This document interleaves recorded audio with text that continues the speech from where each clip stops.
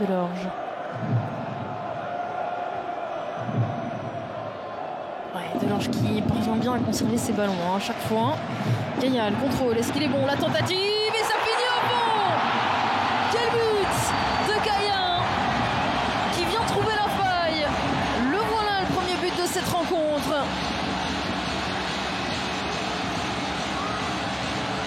Applaudi par ses coéquipiers. C'est vrai qu'on s'y attendait pas, hein.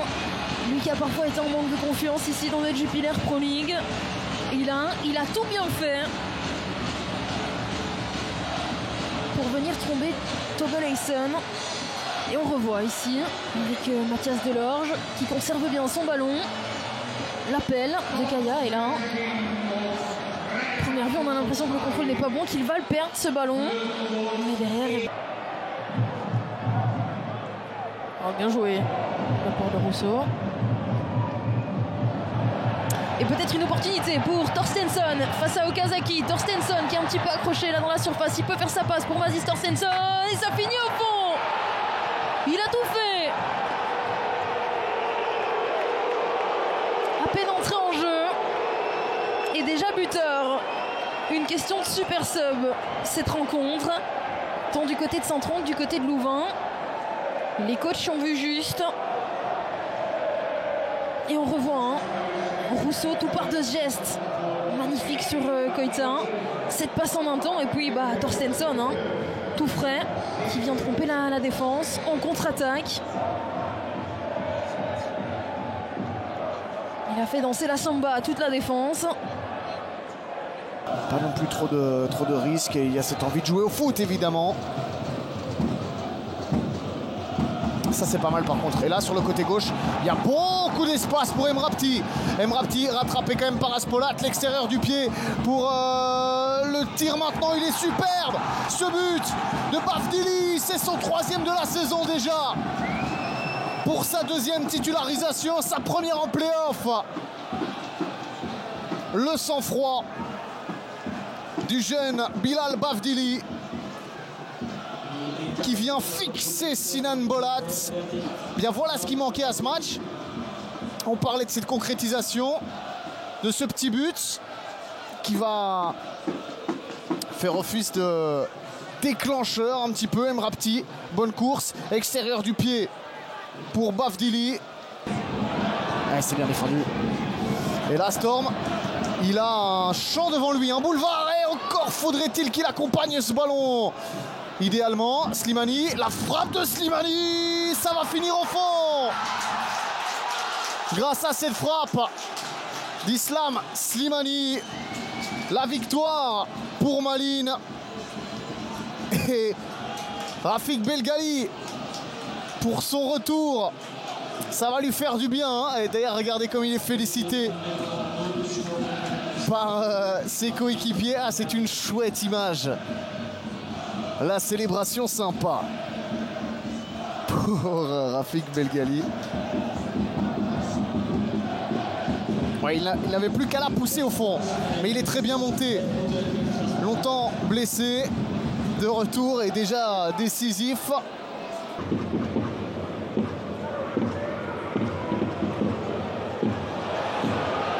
Ouais, c'est trop simple. Ulsager maintenant qui va devoir vraiment faire tout le flow. On sait qu'il n'aime pas spécialement ça, mais il a dû le faire la semaine dernière. C'est bien vu, c'est amorti. La frappe et c'est 1-0. La frappe, elle est sèche, elle est pure. Mathias Fernandez Pardo, l'inévitable petit format efficace aussi, qui a réussi à se faire oublier. Mais la phase a été trop vite pour la défense du Standard.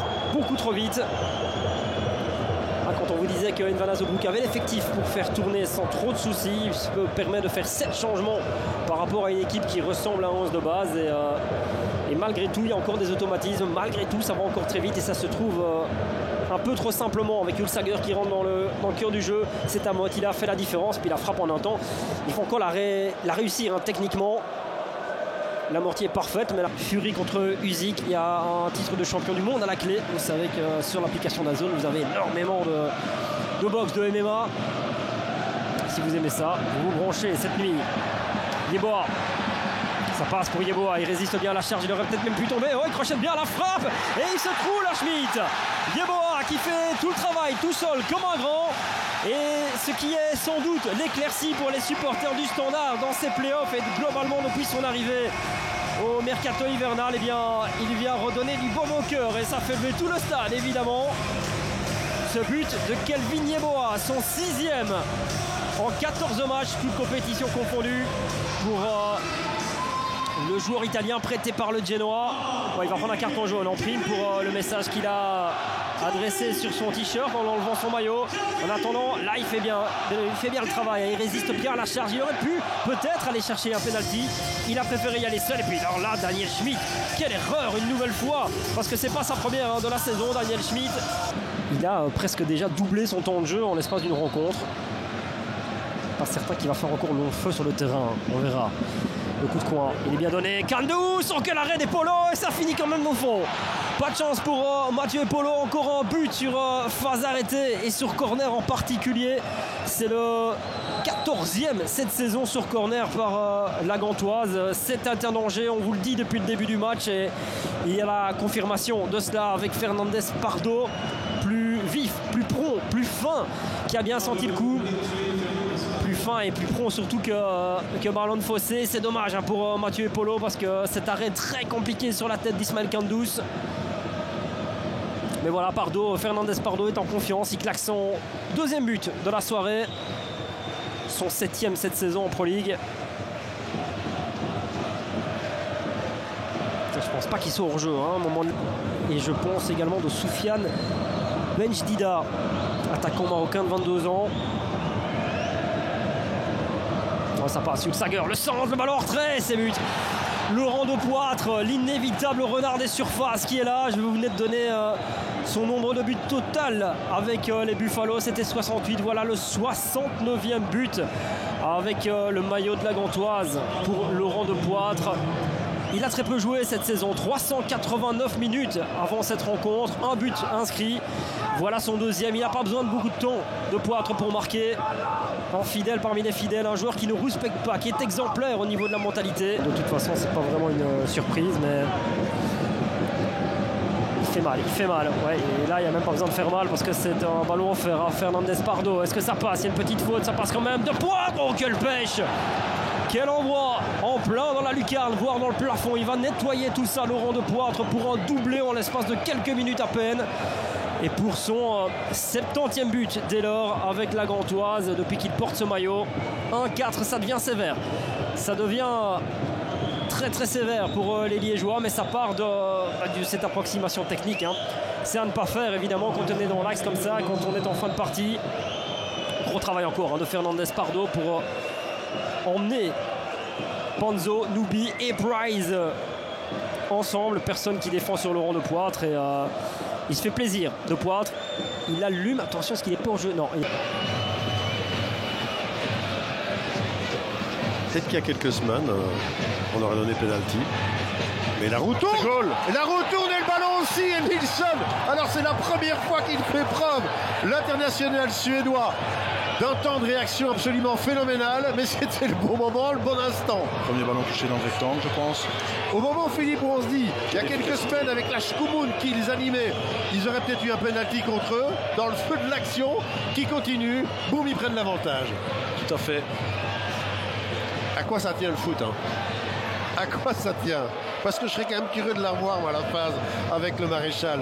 En attendant, on va la voir, tiens. Alors, ici. Anderlecht. On sait que les hommes aimeraient bien imiter ce qui se passe pour l'instant chez les femmes et le match contre le club de Bruges. Alors qu'ici, attention à cela, il n'y a pas de faute là. Non, il s'est abaissé. Et là, il y a peut-être le maréchal. Non, ça retombe encore pour qui? Et c'est le but maintenant. C'est le but. Et alors que c'est à Knopp, il y a un bras, il y a un coup de sifflet. Le but est annulé. Le but est annulé pour une faute de bras. Westino Kremer tout de suite a mis le doigt à l'oreillette, mais là, on disait il y a quelques instants que les petits ballons là tombaient toujours bien pour l'Union. Ça n'a pas été le cas en l'occurrence cette fois. Alors ça a été sifflé très rapidement. avant que ça n'arrive, éventuellement. Mon pronostic, Philippe, c'est 1-3. D'accord. Alors, Amoura, et ça c'était avant le coup d'envoi. Il y va pas. Ici, et là, ici, frappe ou pas? Oui, le voilà le but. Il fallait le dire vite parce que là, finalement, ce début de seconde mi-temps est complètement à l'avantage de l'Union. C'est incroyable comme une mi-temps peut ne pas ressembler à une autre. On le sentait venir depuis la reprise. Beaucoup plus haut, beaucoup plus pressant. Et là, c'est même étonnant, le temps qu'a bénéficié Castro Montes, quelque part, pour récupérer ce ballon dans la surface adverse, avant de crucifier quelque part Warleson. Regardez Warleson ici, il va faire un ou deux pas pour y aller, se ravise. Et finalement, c'est Siké qui dévie ce ballon. La finition, pied droit, rien à dire. Il la pique bien, hein. C'est bien fait là. Siké, il a un peu mal pris. Puertas, nouvelle assist pour Puertas. Alors, il a déjà varié les zones dans ses corners aujourd'hui, Maxime de Kuiper. Premier poteau. Odoi, but pour le club de Bruges. Denis Odoi fait 0-1. L'homme à tout faire du club de Bruges débloque la situation en faveur du club après presque une demi-heure de jeu. Débloque et débloque, effectivement. Oui, il a été protégé par ses partenaires. Mais je pense qu'il la reprend de manière très peu académique. Je me demande si c'est pas un peu de la hanche ou de la hanche. Ouais, non, il la reprend du pied. Non, c'est même. Non. C'est Debast qui passe juste à côté du ballon. Ouais, non, il a. Je pense que c'est un peu, voilà, ça a un peu manqué. Si c'est du genou même. Parler de manière peu académique. Au départ, Struikens est au contact et il le lâche. Regardez, hop, et là il le lâche. Complètement. Et donc comme maintenant c'est la mode, on ne met plus personne au poteau. Si ces ballons là arrivent même à 2 à l'heure, ça rentre. Oui, voilà, parce que la qualité de la frappe fait qu'il suffit de la toucher même. Ses responsabilités. Il a été le chercher lui-même. Kadri face à Debusseur et c'est quasiment arrêté par Debusseur qui frôle ce ballon qui finit tout de même au fond. Kadri frappe en premier et permet à Courtrai de prendre les devants dans ce match et dans ces barrages. Et c'est évidemment une configuration, un scénario dont le Mel n'a pas l'habitude. Être mené si rapidement au jeu. Il plonge du bon côté. Il s'élonge bien. C'était pas mal tenté ça. Et là, il y avait un bras. Il y a eu un contact du bras. Ça, c'est une certitude. Était-il fautif pour autant? J'en sais rien. Caretsas.